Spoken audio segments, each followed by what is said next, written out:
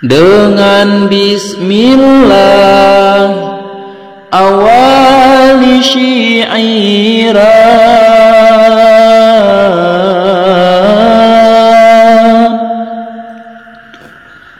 tentang kesedihan juga kepedihan. Wahai paduka yang jadi pimpinan,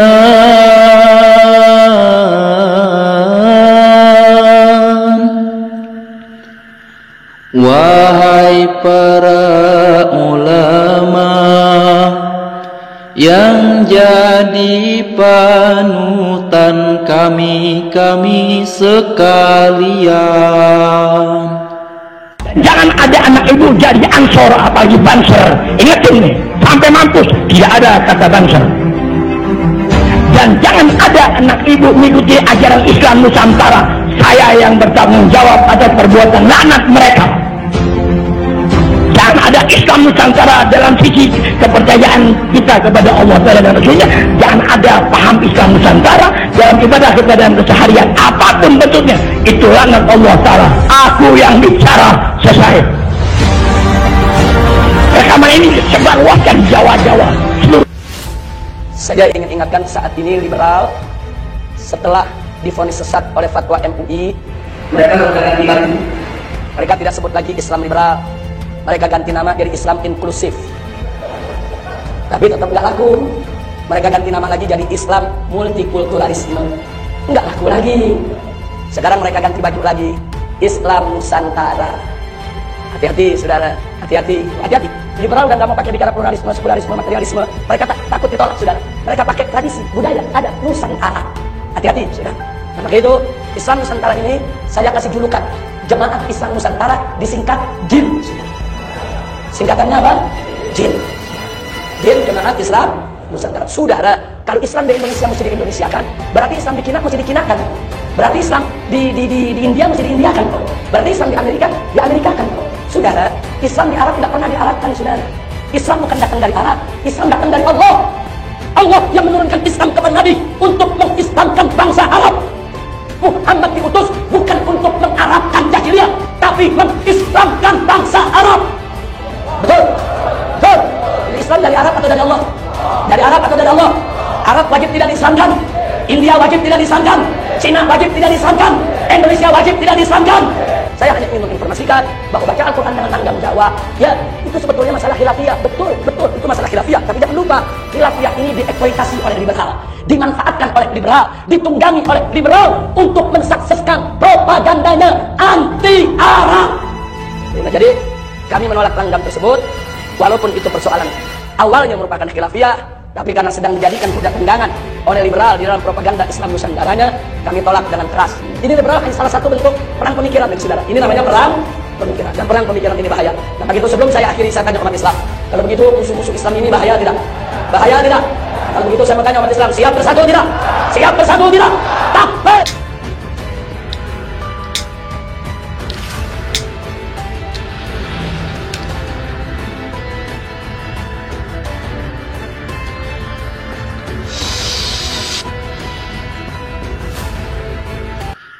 Assalamualaikum warahmatullahi wabarakatuh. Sahabat Akang Sepuh Channel, sahabat petani kampung yang berbahagia, alhamdulillah pada malam hari ini kita masih diberikan kesempatan, masih diberikan kesehatan untuk bisa saling bersilaturahmi, untuk bisa saling bertatapan walaupun hanya sekedar dalam siaran.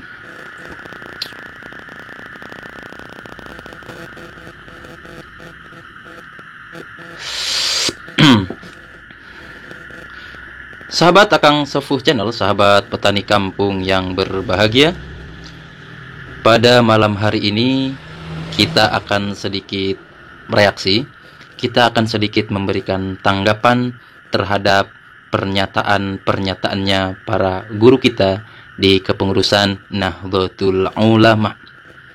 Tentunya masih terkait polemik nasab ini. Seperti yang saya suguhkan video di awal tadi, perihal kelakuannya habaib Saya tidak katakan oknum. Kalau saya katakan oknum, ini hemat saya tidak pantas sekali. Kenapa? Ini dilontarkan oleh petinggi-petingginya para habaib, bahkan pimpinan ormas Islam yang dibubarkan kemarin oleh pemerintah. Dan tentunya beliau menjadi public figure, dijadikan panutan, bahkan dijadikannya sebagai imam besar oleh golongannya itu.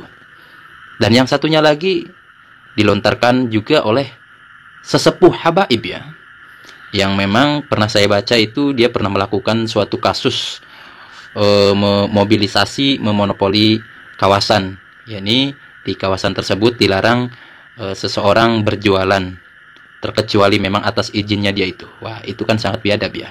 Tidak boleh kita demikian. Memonopoli perdagangan, memonopoli kawasan atau apapun itu ya, selagi itu memang tidak melanggar syariat ya silahkan. Seharusnya. Dan banyaklah. Memang jikalau kita merunut dari segala kasus-kasus habaib itu banyak.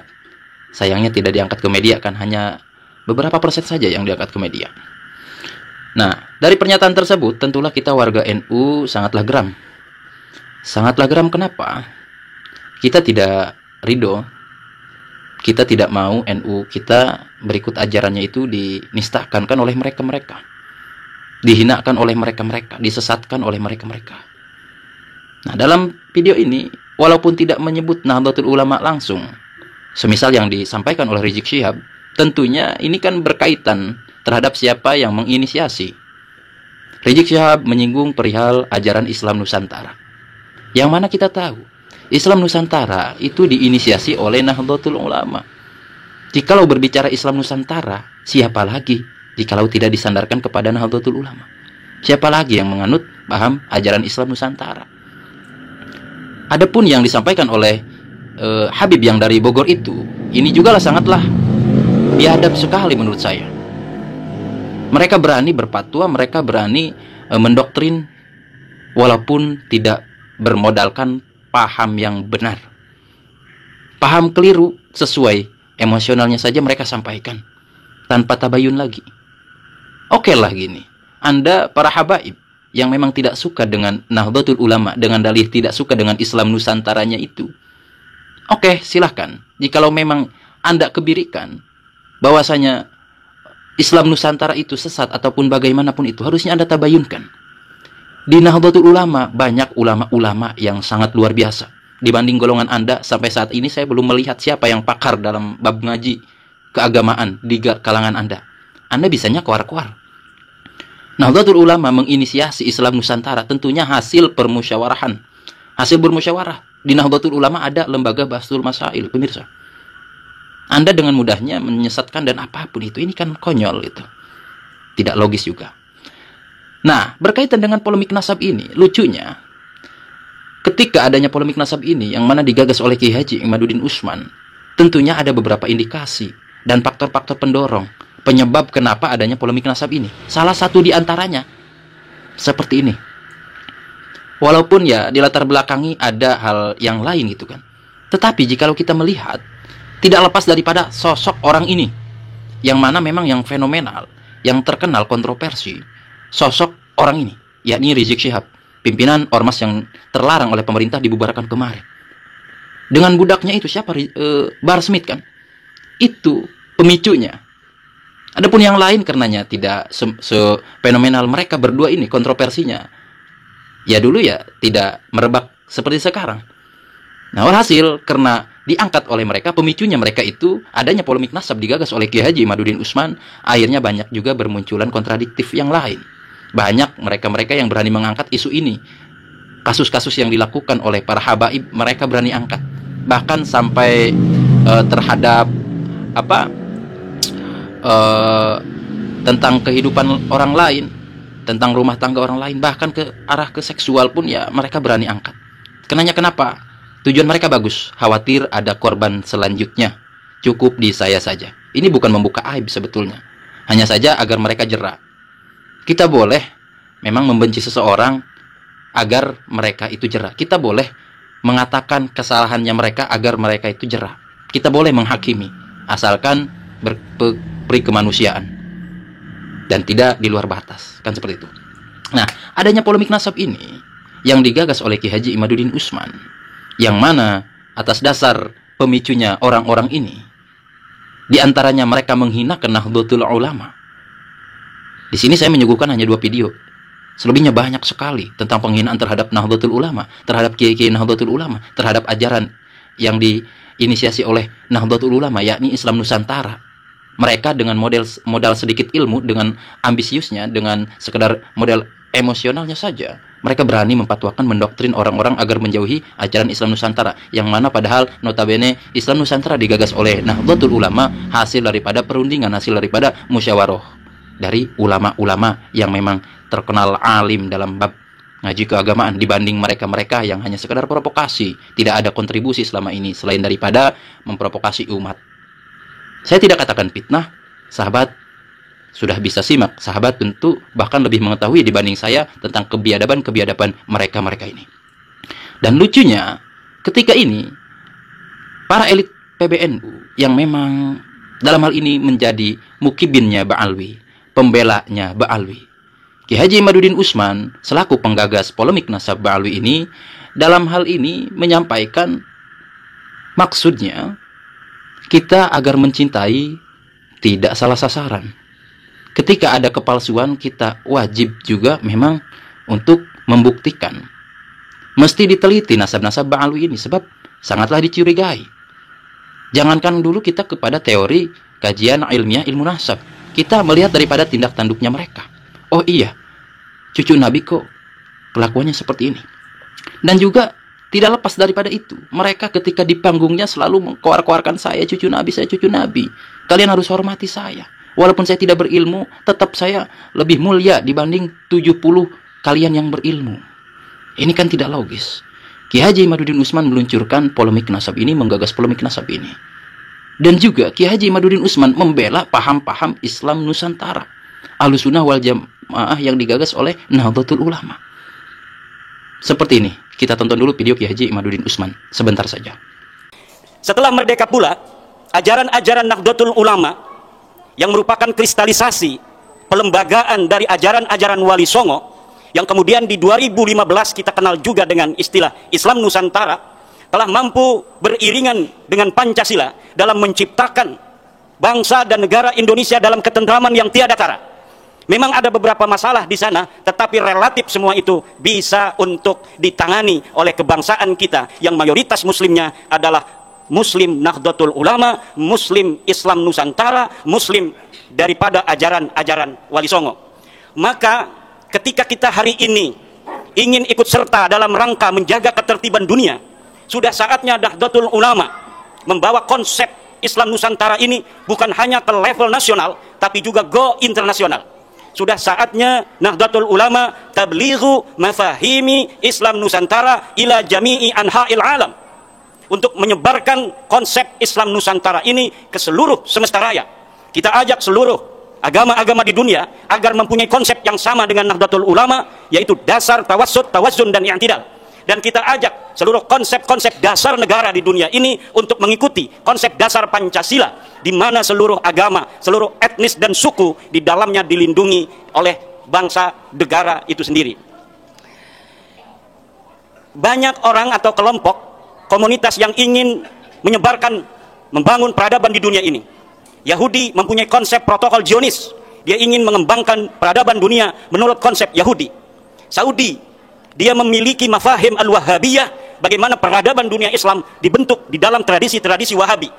Lalu Nahdlatul Ulama, ketika kita ingin berperan di dalam membangun peradaban dunia ini, konsep apa yang kita miliki? Konsep yang kita miliki adalah konsep Islam Nusantara. Maka sudah saatnya kita kristalkan ini konsep Islam Nusantara untuk merawat jagad dan membangun peradaban al-muhafadhah alal qadimis salih wal akhdhu bil jadidil aslah, yaitu dengan membakukan konsep Islam Nusantara baik di dalam definisi, filosofi maupun teori. Kita berdoa mudah-mudahan Nahdlatul Ulama semakin memberikan manfaat di dalam peradaban dunia ini dalam menciptakan keharmonisan dan perdamaian di tengah-tengah dunia. Demikian, wallahu huwal muwaffiqu ila aqwami thoriqin. Wassalamualaikum warahmatullahi wabarakatuh. Oke, cukup seperti itu saja. Nah, seperti ini. Saya ingin bertanya kepada para petinggi elit PBNU, yang mana dalam hal ini menjadi mukibin akutnya Ba'alwi, menjadi pembelanya para habaib, yang mana seperti video tadi menghinakan Nahdlatul Ulama. Sudah jelas banyak buktinya. Habaib-habaib memang justru tidak suka dengan Nahdlatul Ulama, mayoritas ya. Walaupun ada sedikit secuil yang gabung ke Nahdlatul Ulama. Kenapa dalam hal ini para elit PBNU, petinggi PBNU membela penghina Nahdlatul Ulama? Ada apa? Sedangkan Kiai Haji Imaduddin Utsman yang selaku pembela Nahdlatul Ulama, pembela gagasan Nahdlatul Ulama yakni Islam Nusantara, Anda nistakan, bahkan Anda sudutkan, Anda tuduh, Anda fitnah. Ini kan tidak logis. Mana kebijakan panjenengan selaku para petinggi?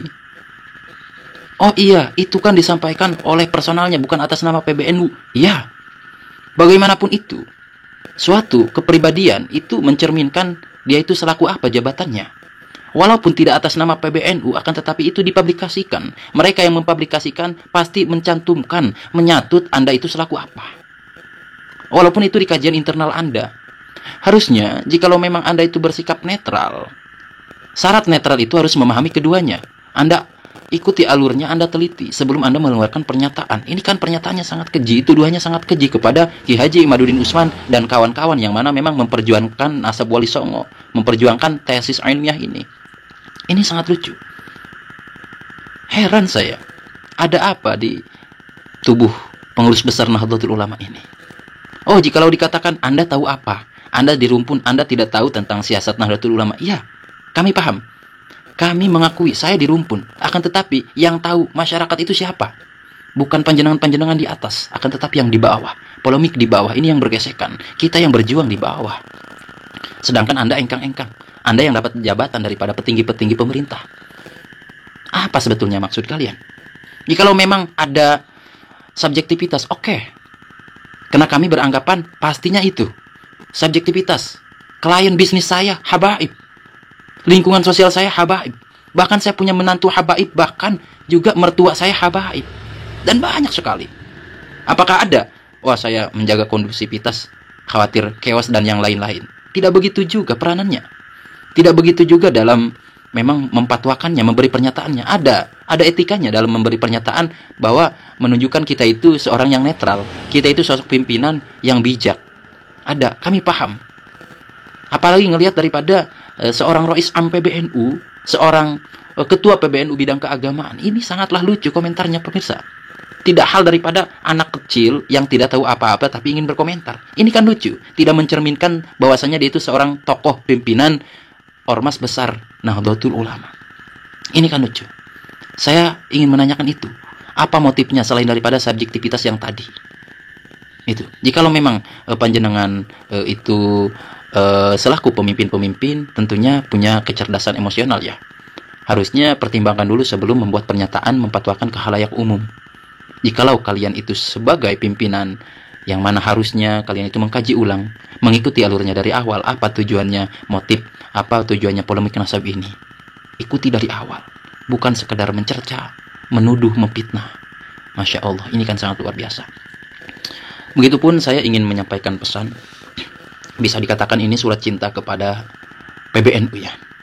Saya ingin menyampaikan syairan. Sebetulnya syairan ini sudah lama saya buat dan pernah juga di channel saya yang memang sudah lama itu saya publikasikan, saya posting, akan tetapi saya akan mengulas lagi sekarang untuk menyampaikan pesan ini, surat cinta untuk PBNU. Baik, kita mulai. Salatullahi ma lahat kawakib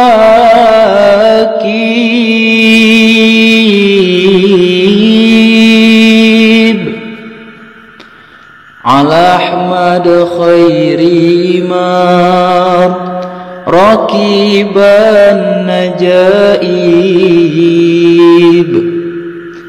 hada hadis surah bismil habaib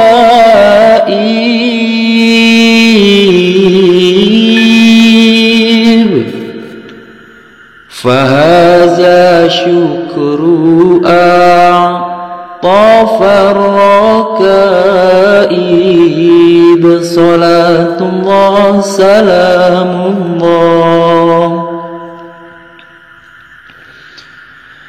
dengan bismillah awali syi'iran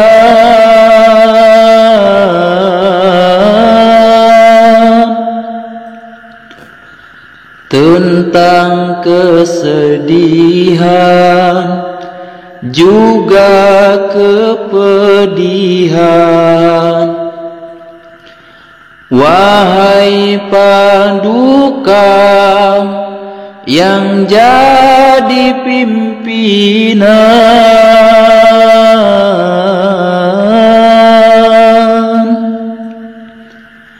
wahai para ulama yang jadi panutan kami sekalian, mengapa engkau hilang kebajikan,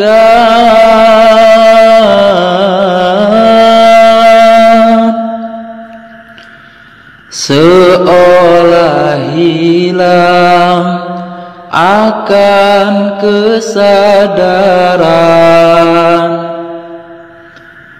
Kajian nasab yang diperjuangkan, kalian malah bantu menyudutkan kami sekalian, melemahkannya suatu penelitian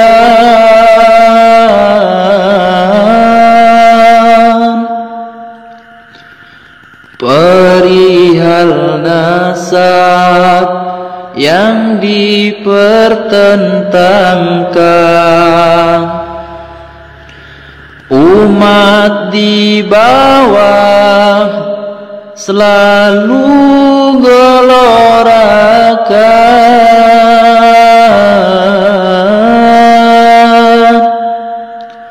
suatu kebenaran untuk pencerahan kami sekalian. Barokah kualat dijadikan hujah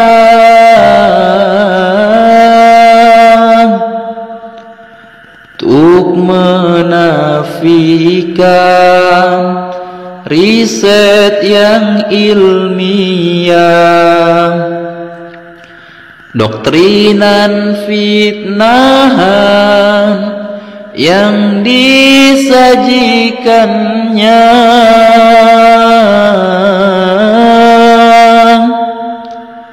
pada warga yang jadi pengikutnya kami sekalian.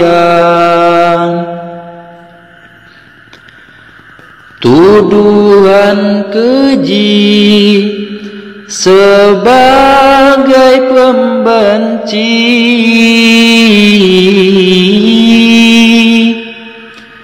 zuriat Nabi nasabnya yang suci,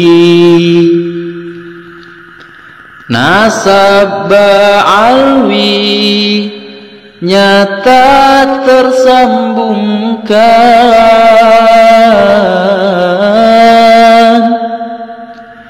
konfirmasinya belum dibuktikan pada kami sekalian. Kepalsuan nasab mesti diteliti,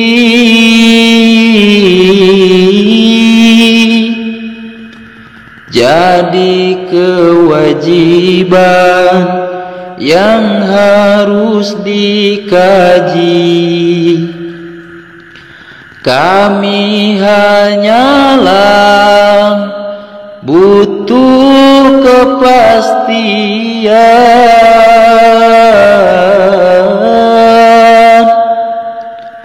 agar mencinta tak salah sasaran kami sekalian.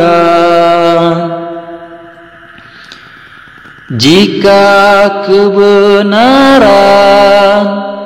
tidak disampaikan,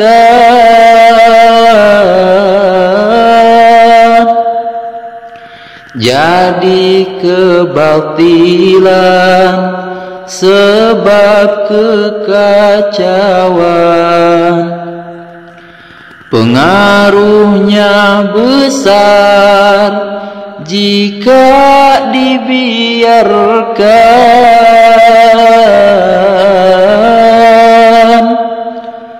Pemanfaatan untuk pembodohan pada kami sekalian. Semoga engkau cepat disadarkan,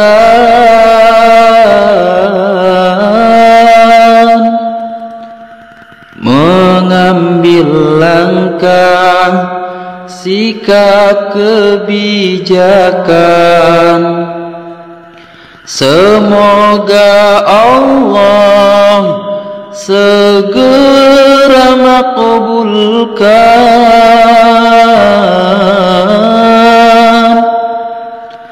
curhatan ini, jadikan renungan syukur salam dihaturkan. Salatullahi ma lahat kawakib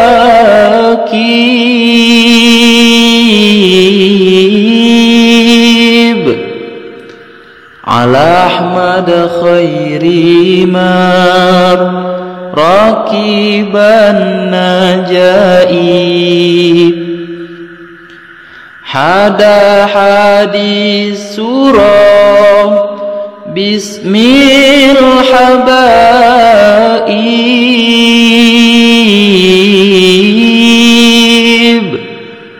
fahaza syukru a'tafar rakaib. Salatullah salamullah. Alhamdulillah. Baiklah, itu surat cinta saya untuk pengurus besar Nahdlatul Ulama, untuk para petinggi elit PBNU. Demikian, mungkin hanya itu tanggapan yang bisa saya haturkan. Mohon maaf apabila ada kekeliruan, ada kekurangan. Saya tidak bermaksud untuk menyudutkan ataupun penghinaan, tidak. Saya hanya menyampaikan curhatan saya kepada para petinggi, kepada para yang jadi panutan kita warga Nahdien ini, yang menjadi pengurus besar ataupun di wilayah ataupun dan cabang yang lainnya. Seperti itu.